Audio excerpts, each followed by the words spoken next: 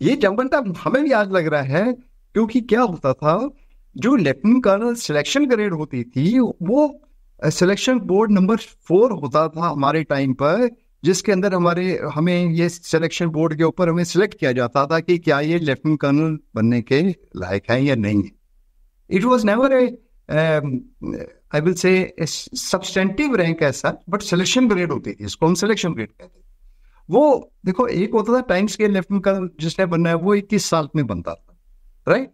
और जो selection grade था वो कमांड और being seeing the individuals professionalism merit को देखते हुए उसको पहले बना देते थे lieutenant colonels, and there was selection grade lieutenant colonels and they continued then thereafter. तो ये अगर सिलसिला चलता रहता तो ये स्ट्रक्चर में गड़बड़ाई नहीं होनी थी. लेकिन जब 2004 के अंदर हमने रिस्ट्रक्चरिंग कर दी पूरी सिस्टम की, कि मेजर की जगह लेफ्टिनेंट कर्नल कर दिया, और जो लेफ्टिनेंट कर्नल कमांड कर रहे थे उसकी जगह फुल कर्नल कर दिए, right, with 15 16 18 years of service, right. And जो 2004 से पहले वाले थे उनके ऊपर सारा ये इफेक्ट आ गया.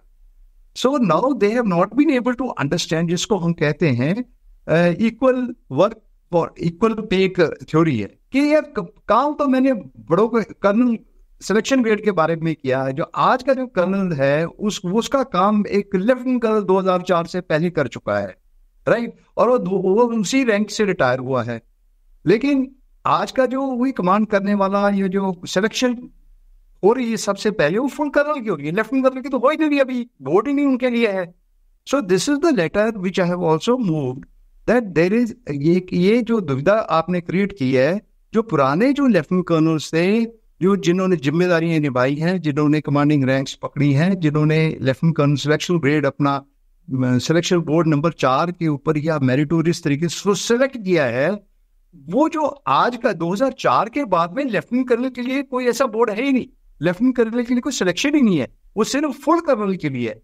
तो अभी हम तो ये सोच रहे थे कि जो लेफ्टिनेंट कर्नल जो पहले सिलेक्ट हुए हैं सिलेक्शन ग्रेड में है, वो आज की जो कर्नल सिलेक्शन है उसके बराबरी के रखते थे